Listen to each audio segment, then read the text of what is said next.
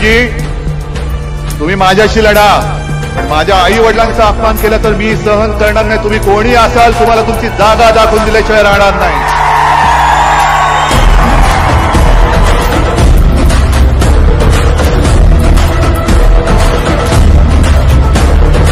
इकडे तिरंगी वगैरे नाही, इकडे लढाई आहे ती तिरंग्यासाठी लढाई आहे, तिरंग्यासाठी लढाई आहे. हुकुमशाह विरुद्धचं एक सुद्धा मत हे नाचता कामा नये. मशाल म्हणजे मशालीलाच मिळालं पाहिजे.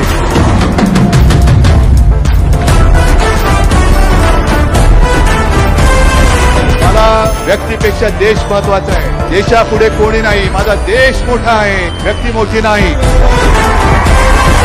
हुकुमशहाच्या हातामध्ये मी माझी भारत माता जाऊ देणार नाही ही एक शपथ घेऊन येत्या 13 तारखेला आपल्याला भाऊसाहेबांना मतदान करा एवढीच विनंती करतो आणि आपली रजा घेतो.